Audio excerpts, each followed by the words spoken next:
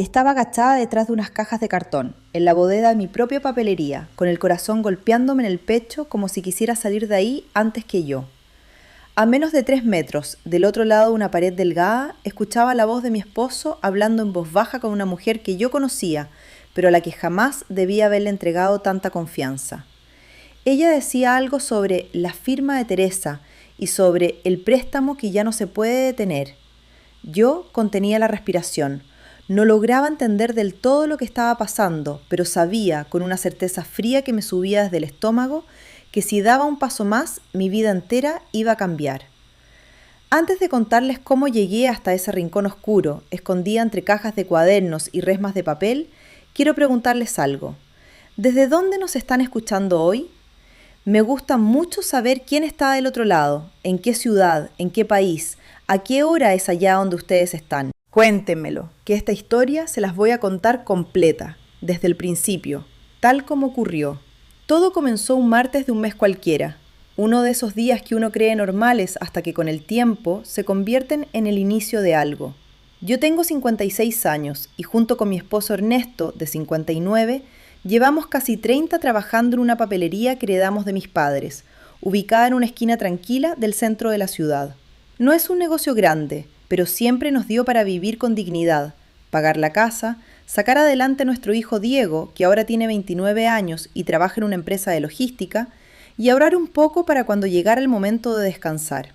Ese martes yo estaba detrás del mostrador, revisando facturas, cuando Ernesto entró con una expresión que ya me era conocida después de tantos años de matrimonio. La cara de alguien que trae una noticia y no sabe cómo empezar a contarla. Teresa, me dijo, tengo que platicarte de algo bueno.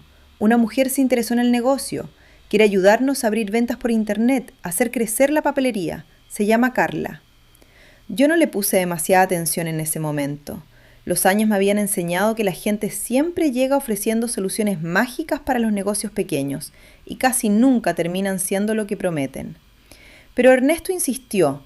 Me mostró en su teléfono unas fotografías de la mujer en cuestión, una señora de aspecto pulido, con ropa cara y una sonrisa demasiado perfecta, y me explicó que ella ya había ayudado a otros comerciantes de la zona. Vamos a escucharla nada más, le dije, más por darle gusto que por verdadero interés. Así empezó, sin que yo lo notara, algo que terminaría por poner en riesgo todo lo que habíamos construido. Los días siguientes transcurrieron con la normalidad de siempre. Yo me encargaba de las cuentas, de surtir la mercancía, de atender a los clientes que llegaban por cuadernos escolares o material de oficina. Ernesto se ocupaba de los pedidos y de las relaciones con los proveedores. Diego nos visitaba los domingos, siempre apurado, siempre con la mente en su trabajo, pero cariñoso a su manera.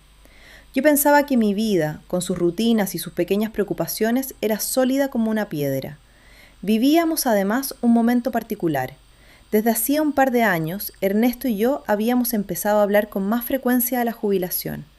No de manera formal, sino en esas conversaciones que uno tiene por la noche, antes de dormir, imaginando qué haríamos si algún día lográbamos vender la papelería a un buen precio, o si simplemente la dejábamos en manos de un administrador de confianza para vivir con más calma los años que nos quedaran. Mi madre, que tiene 81 años, vivía con nosotros desde que mi padre murió, y sus gastos médicos, aunque no eran excesivos, formaban parte de las cuentas que yo revisaba cada semana con cuidado de contadora improvisada.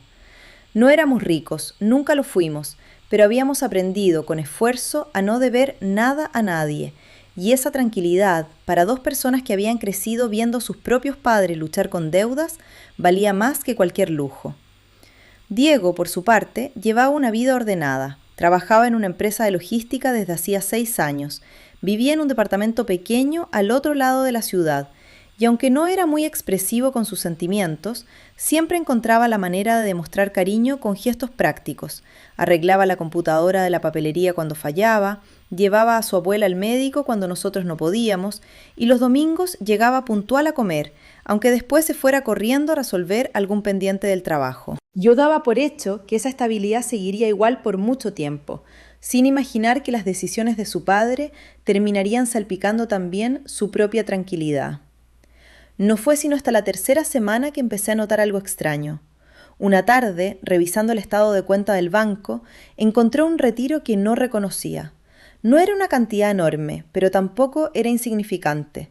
Unos 15.000 pesos que habían salido de la cuenta conjunta hacia una cuenta que yo no conocía. Ernesto, ¿tú sacaste este dinero?, le pregunté esa noche, mostrándole el estado de cuenta en mi teléfono. Él tardó un segundo de más en responder.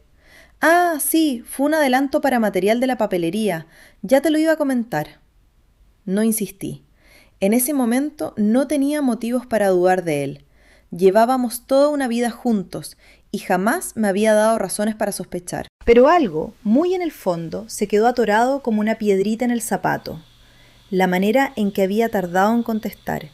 Esa fracción de segundo de vacilación que normalmente no formaba parte de nuestras conversaciones. Fue justo esa misma semana cuando conocí a la niña. Yo había ido a la farmacia que está a 2 cuadras de la papelería a comprar unas pastillas para la presión de mi madre, que vive con nosotros desde que quedó viuda. Mientras esperaba mi turno en la fila, sentí que algo se me caía del bolso. Una carpeta delgada donde guardaba unos papeles del negocio que pensaba llevar al banco esa misma tarde. Antes de que pudiera agacharme, una niña que estaba sentada en una de las sillas de espera se levantó y la recogió del piso. «Se le cayó esto, señora», me dijo, extendiéndome la carpeta con las 2 manos, como quien entrega algo importante. Le agradecí y estuve a punto de seguir con mi vida como si nada, pero ella no se movió. Me miró fijamente, con una seriedad que no correspondía a su edad, que yo calculé en unos 11 años, y me dijo algo que se me quedó grabado. «Señora, no confíe en los papeles que le den a firmar esta semana. Revise primero lo que hay en las cajas del depósito de su tienda». Me quedé congelada un instante. No la conocía. No sabía cómo sabía que yo tenía una tienda, ni de qué cajas hablaba. Pensé, como cualquier persona pensaría, que probablemente me había confundido con otra persona, o que simplemente era una niña con una imaginación demasiado activa. «¿Cómo dices?», le pregunté, tratando de sonar amable. «Perdón, no debería haber dicho nada», respondió ella, bajando la mirada, y se dio la vuelta hacia una mujer mayor que la esperaba en la puerta de la farmacia, quien supuse sería su abuela.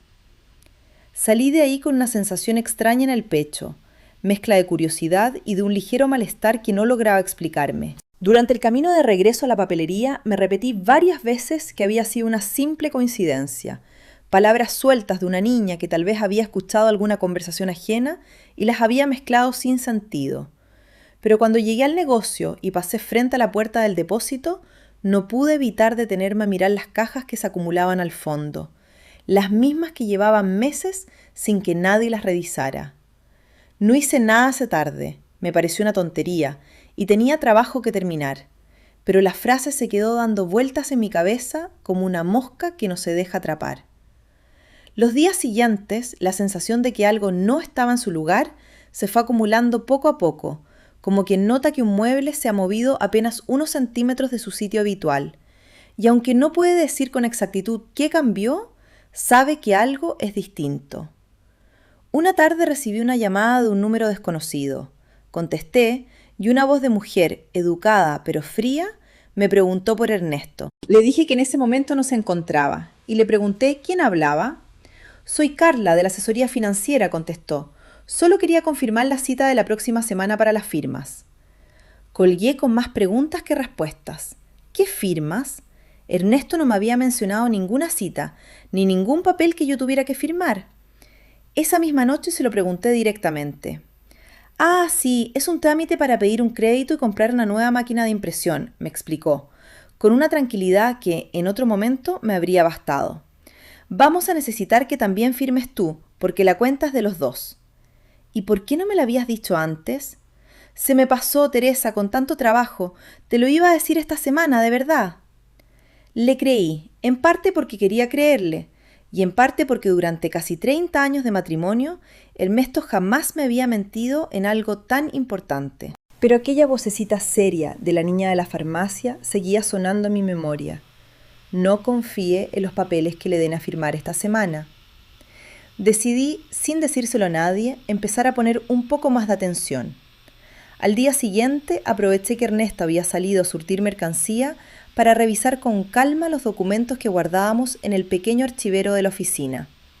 No buscaba nada en particular, Solo quería entender mejor de qué se trataba ese crédito.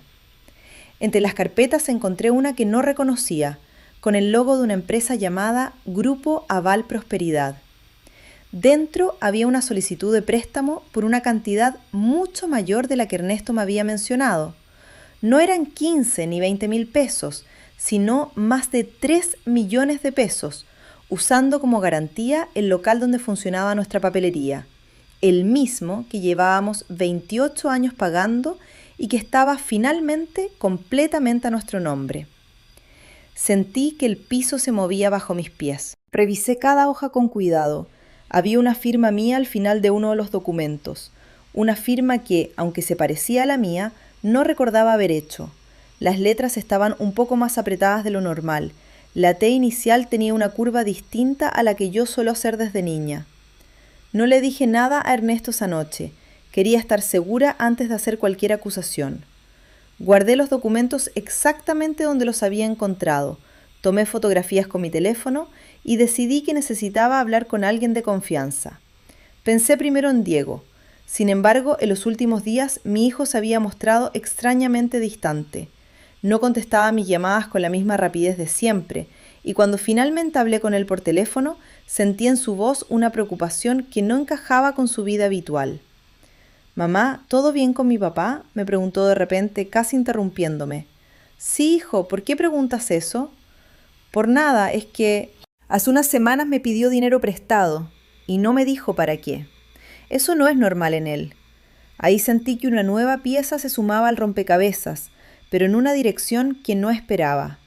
Por un momento pensé que quizás Diego estaba metido en algún problema y que Ernesto lo estaba ayudando a escondidas, y que el préstamo del banco tenía que ver con cubrir esa deuda familiar. Esa idea, aunque dolorosa, me tranquilizó un poco, porque significaba que no había ninguna traición entre nosotros, solo un secreto protector de padre a hijo. Pero la tranquilidad no me duró mucho. Esa misma semana, mientras acomodaba unas cajas nuevas de mercancía en el depósito, recordé las palabras de la niña. «Revise primero lo que hay en las cajas del depósito de su tienda». Miré hacia el fondo, donde se apilaban cajas viejas que llevábamos tiempo sin abrir, algunas con material que ya no se vendía, otras con papeles antiguos de la administración del negocio. Sin saber muy bien qué buscaba, comencé a abrirlas una por una. En la tercera caja encontré una carpeta con contratos antiguos de otros comerciantes de la zona: la panadería de la esquina, la tienda de telas, la ferretería del señor Ramiro. Todos habían firmado en distintos momentos del último año contratos casi idénticos con el mismo Grupo Aval Prosperidad y con la firma de la misma asesora, Carla. Al parecer, Ernesto había estado guardando sus papeles porque alguno de sus comerciantes se los había mostrado, probablemente pidiéndole consejo, ya que él siempre fue considerado un hombre de buen juicio en el barrio. Hasta ese momento entendí que no se trataba de un simple préstamo entre nosotros. Era algo más grande, algo que involucraba a varias familias del vecindario y que quizás Ernesto había descubierto por accidente sin saber cómo actuar. Debo confesar que unos días antes de encontrar esas cajas viví una duda distinta, más íntima, que prefiero contarles porque también formó parte de todo este proceso. Una noche, mientras Ernesto se duchaba, su teléfono vibró sobre la mesa de noche con un mensaje que alcancé a ver en la pantalla sin proponérmelo. Era de Carla y decía algo como: «Eres el único que entiende de verdad este negocio. Confío en ti más que en nadie». No eran palabras abiertamente cariñosas, pero el tono me incomodó y por primera vez en años sentí ese golpe frío en el estómago que toda mujer casada reconoce: la sospecha de que quizás no se trataba solamente de dinero. Pasé 2 días observando a Ernesto con otros ojos, fijándome en cada llamada que recibía, en cada vez que salía a resolver algo del negocio, sin dar más detalles. Incluso llegué a revisar, avergonzada de mí misma, los mensajes de su teléfono mientras él dormía, sin encontrar nada más que conversaciones estrictamente relacionadas con números, fechas de pago y trámites. Con el tiempo entendí que aquel mensaje no era la prueba de una infidelidad, sino una herramienta más de manipulación. Carla halagaba a cada uno de sus clientes de esa manera, haciéndolos sentir especiales e inteligentes, para que bajaran la guardia y confiaran ciegamente en sus consejos. Descubrí después que le había escrito frases casi idénticas a don Ramiro, el ferretero, y a la dueña de la tienda de telas, dos personas con quienes evidentemente no tenía ningún tipo de relación sentimental.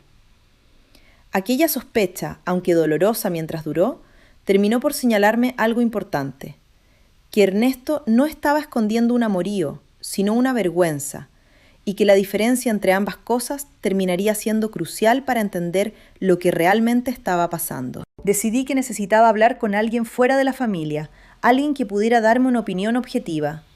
Recordé a mi vieja amiga Rosa, que trabajaba desde hacía años como asistente en un despacho de abogados, y a quien no veía desde la boda de su hija, casi 2 años atrás. Le llamé y le pedí que nos reuniéramos. Rosa me recibió con el mismo cariño de siempre, aunque noté la sorpresa en su cara cuando le mostré las fotografías de los documentos. «Teresa, esto tiene toda la forma de un fraude organizado», me dijo después de revisar con calma cada papel. «He escuchado hablar de esta empresa. Prometen asesorías de inversión, convencen a los dueños de negocios pequeños de pedir créditos usando sus propiedades como garantía y después desaparecen con el dinero, dejando a la gente con deudas que no pueden pagar. Algunos terminan perdiendo sus locales». «Pero Ernesto no es tonto, Rosa. ¿Cómo pudo meterse en algo así sin decirme nada?»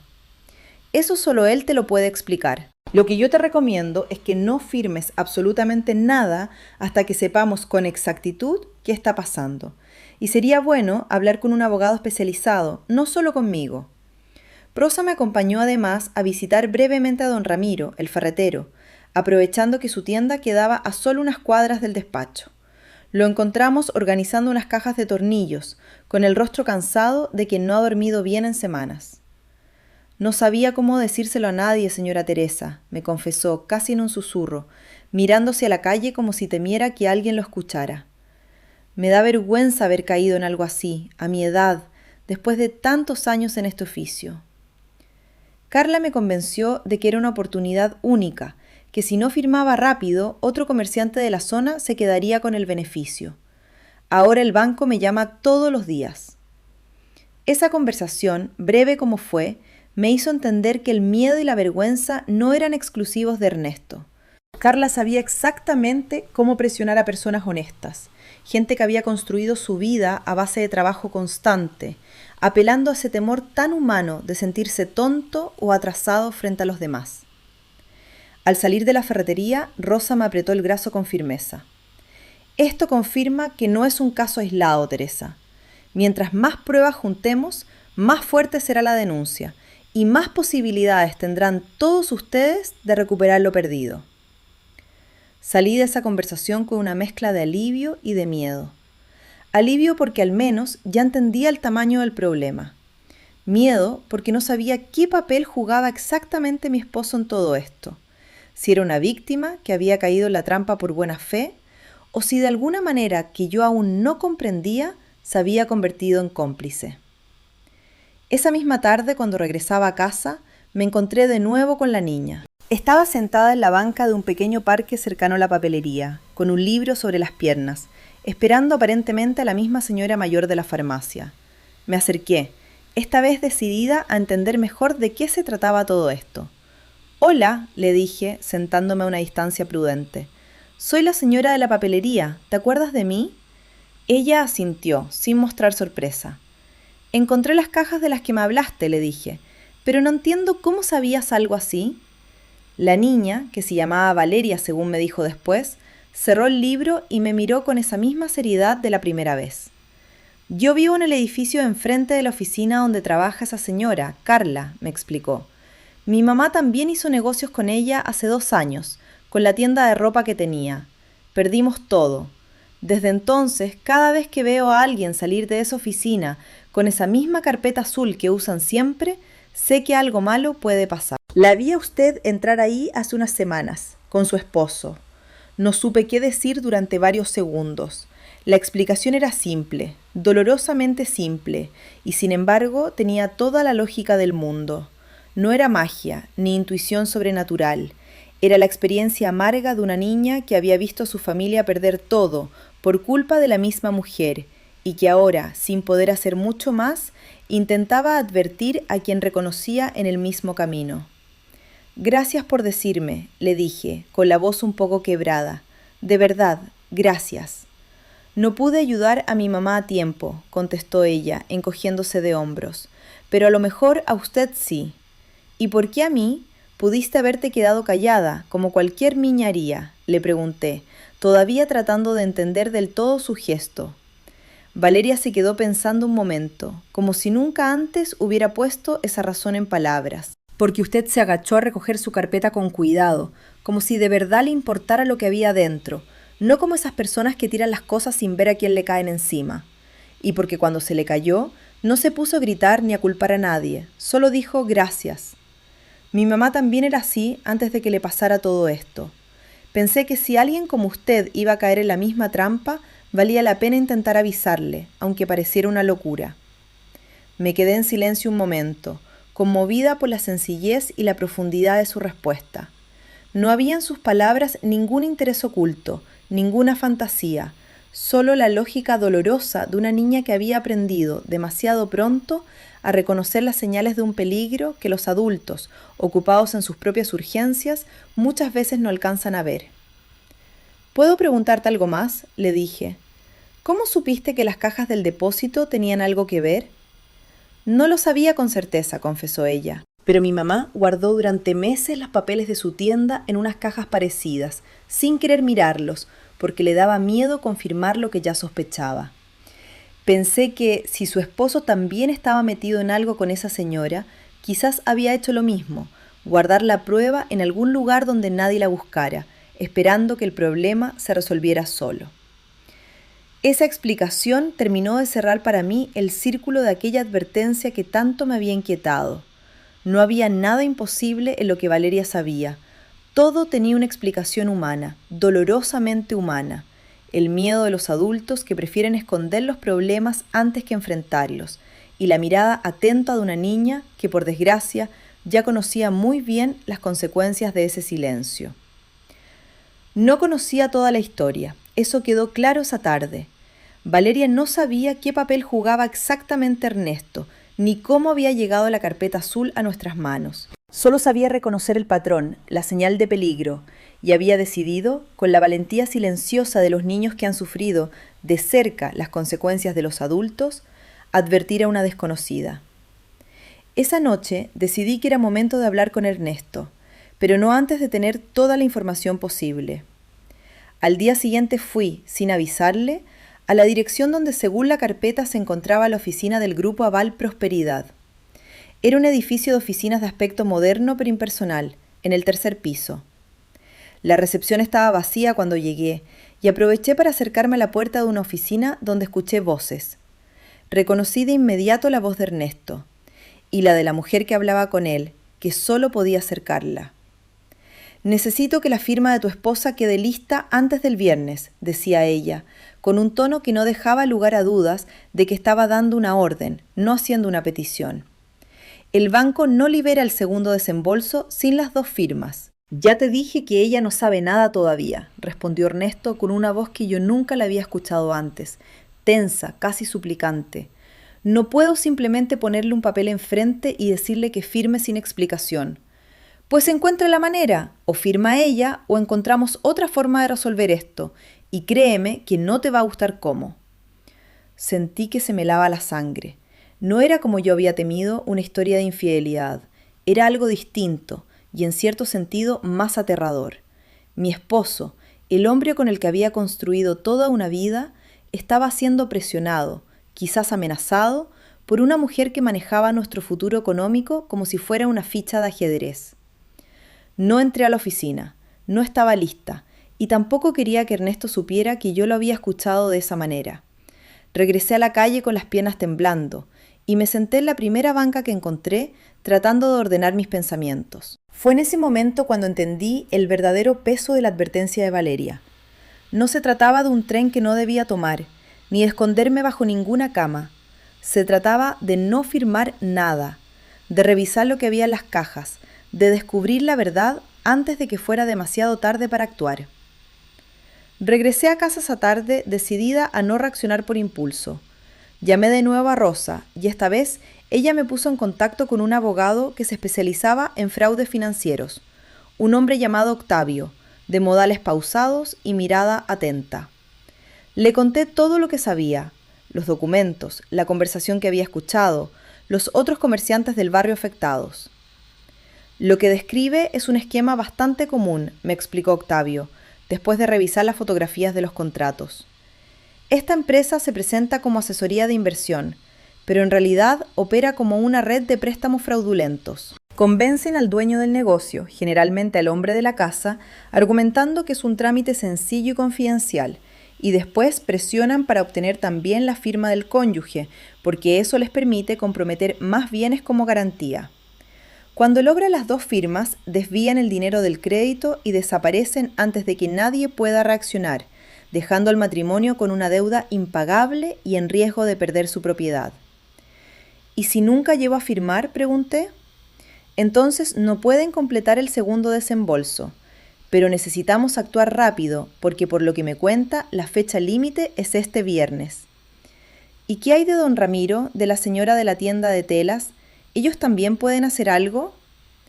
Mientras más comerciantes se sumen con pruebas similares, más fuerte será el caso ante la Fiscalía, me explicó Octavio, tomando notas en un cuaderno amarillo. Este tipo de esquemas suele derrumbarse cuando varias víctimas se organizan al mismo tiempo, porque deja de ser la palabra de una sola persona contra la de la empresa.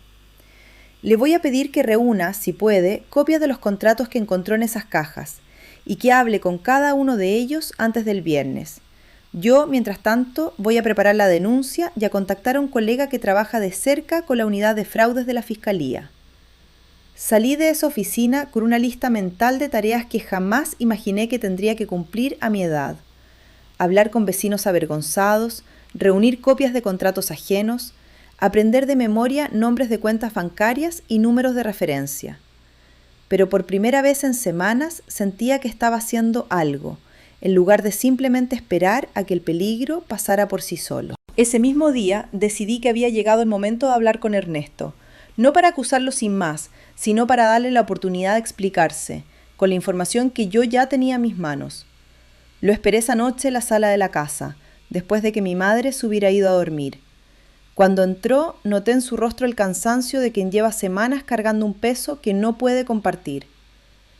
Ernesto, necesito que me cuentes la verdad sobre Carla y el préstamo, le dije sin rodeos, mostrándole las fotografías de los documentos que había encontrado en el depósito. Se quedó en silencio varios segundos, mirando las imágenes en mi teléfono. Después se sentó despacio en el sillón, como si las piernas ya no pudieran sostenerlo.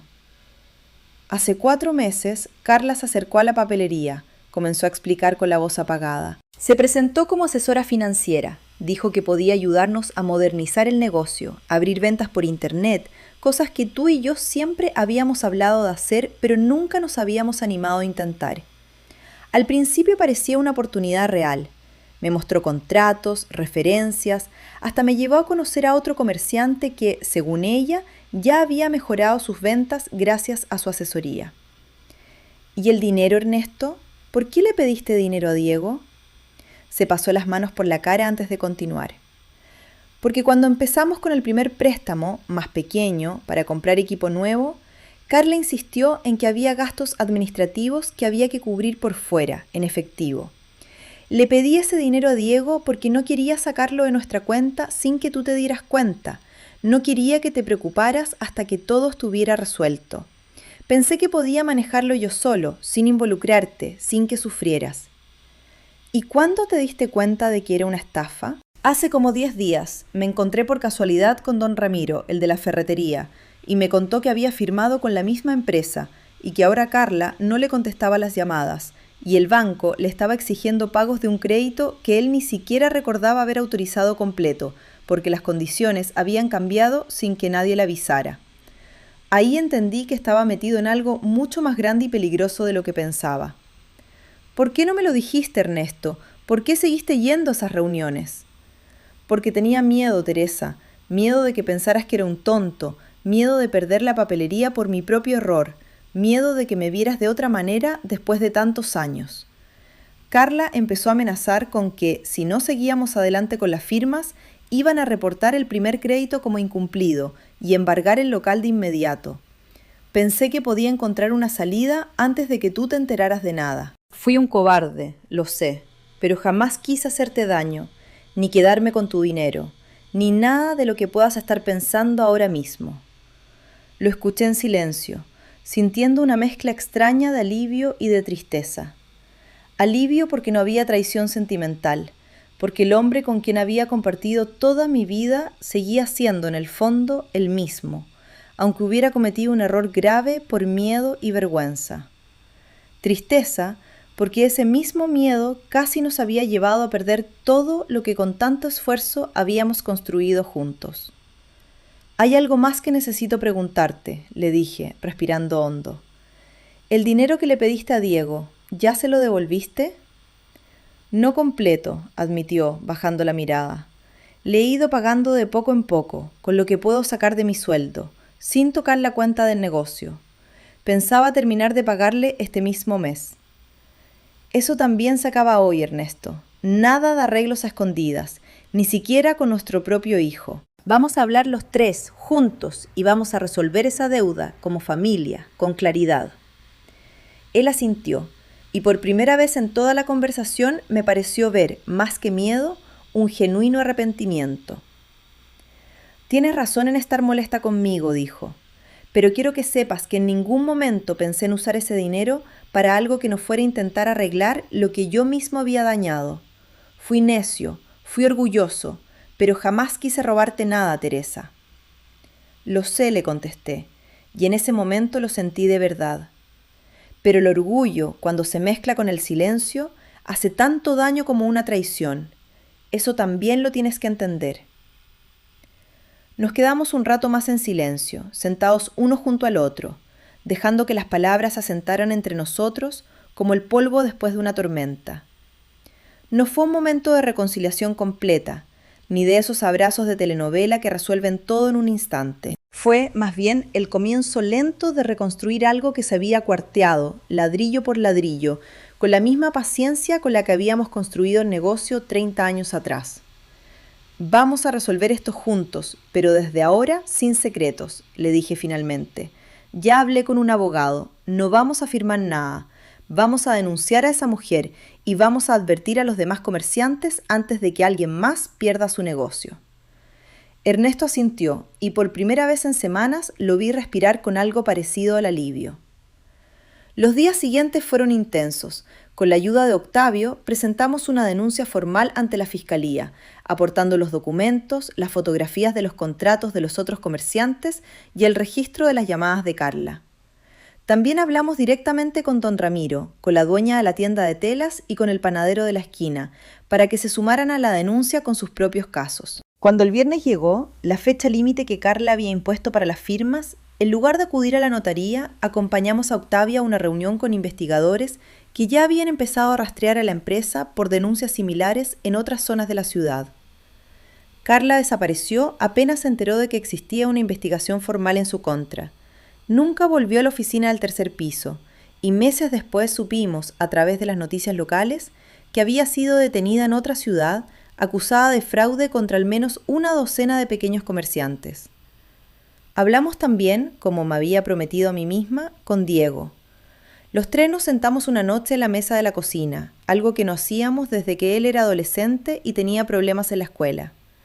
Ernesto le explicó, sin adornos ni justificaciones fáciles, todo lo que había ocurrido. El miedo inicial, la vergüenza, la manera en que había recurrido a él sin explicarle bien la situación. «Papá, pudiste haberme dicho la verdad desde el principio», le reclamó Diego con una mezcla de alivio y molestia. «No hacía falta que me mintieras sobre para qué era el dinero». «Lo sé, hijo, y te pido disculpas. Pensé que te protegía no contándote nada, y en realidad solo te puse en una posición incómoda». Terminamos esa noche acordando entre los tres cómo se devolvería el resto del dinero, y sobre todo estableciendo una especie de acuerdo silencioso. En esa familia ya no habría más secretos financieros, ni entre esposos, ni entre padres e hijos, sin importar lo incómodo que resultara la verdad en el momento. El proceso legal contra Carla y contra el llamado Grupo Aval Prosperidad avanzó durante los meses siguientes.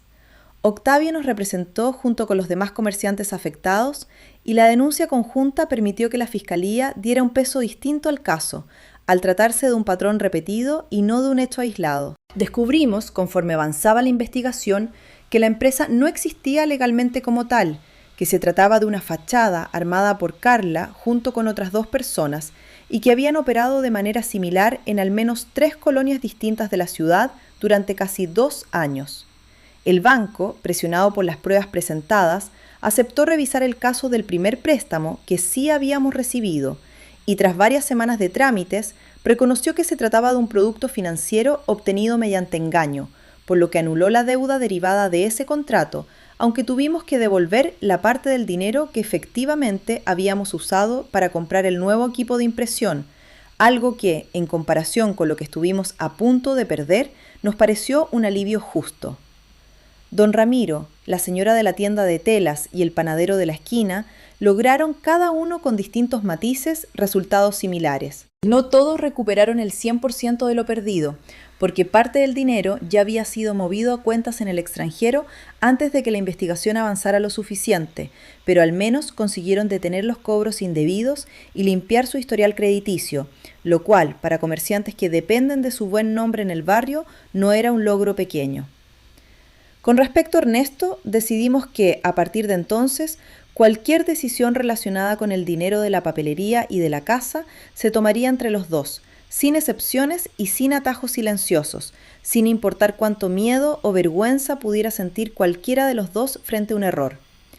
Fue una conversación difícil pero necesaria, y con el tiempo se convirtió en la base de una confianza distinta, más honesta que la anterior, porque ya no se sostenía la suposición de que nada malo podía pasar, sino en el compromiso real de contarnos la verdad, incluso cuando doliera. Volví a encontrarme con Valeria varias semanas después, cuando ya todo el proceso legal había avanzado lo suficiente para sentir un poco de calma.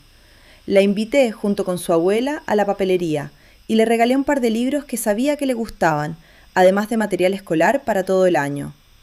No quise convertir el gesto en algo exagerado, porque sentía que ella no buscaba una recompensa, solo había querido evitar que otra familia pasara por lo mismo que la suya. ¿Cómo está su mamá?, le pregunté mientras su abuela revisaba algunos cuadernos en el estante. Sigue trabajando duro, pero ya no confía tan fácil en la gente que promete hacerla rica rápido, contestó Valeria, con esa seriedad suya que ya no me sorprendía. Yo tampoco. Eso está bien, le dije. A veces aprendemos las cosas más importantes de la manera más difícil, pero lo importante es aprenderlas. Ella sonrió apenas y se despidió con un gesto sencillo, como quien ha cumplido con una tarea silenciosa y ahora puede seguir con su vida de niña. Con el paso de los meses, la relación entre nuestras 2 familias se volvió, sin proponérnoslo demasiado, un poco más cercana. Su abuela empezó a comprar el material escolar en nuestra papelería, y de tanto en tanto Valeria se quedaba un rato después de la escuela, sentada en un rincón del negocio, leyendo mientras yo terminaba de acomodar la mercancía. Nunca hablamos demasiado del tema, como si ambas hubiéramos decidido, sin acordarlo, dejar esa historia atrás y construir, en cambio, algo nuevo y más sencillo. Una amistad tranquila entre una señora y una niña que se habían encontrado en el peor momento posible y que habían decidido, cada una a su manera, hacer algo bueno con esa coincidencia. En cuanto a Ernesto y a mí, aprendimos, casi a la fuerza, una lección que después repetiríamos varias veces entre nosotros, sobre todo en los momentos en que alguno de los dos sentía la tentación de callar algo incómodo para evitar una discusión. Que proteger al otro nunca debe confundirse con ocultarle la verdad. Empezamos a revisar juntos, cada primer domingo de mes, las cuentas de la papelería y de la casa, un hábito nuevo que al principio se sentía forzado, casi como una tarea escolar, pero que con el tiempo se convirtió en un pequeño ritual que nos hacía sentir, otra vez, como un verdadero equipo. Hoy, cuando miro hacia atrás, entiendo que la verdadera lección de todo esto no fue solamente desconfiar de quien ofrece soluciones demasiado fáciles, sino algo más profundo, que la confianza dentro de una familia no se destruye por los errores que cometemos, sino por los secretos que decidimos guardar cuando tenemos miedo de enfrentarlos juntos. Ernesto no me falló por ser engañado, me falló por callar, y yo aprendí que la bondad, cuando se combina con silencio, puede volverse tan peligrosa como la mala fe de un extraño. Gracias por acompañarme hasta el final de esta historia. Espero que les haya gustado tanto como a mí me gustó recordarla y contársela. Nos vemos en el próximo relato, no se lo vayan a perder.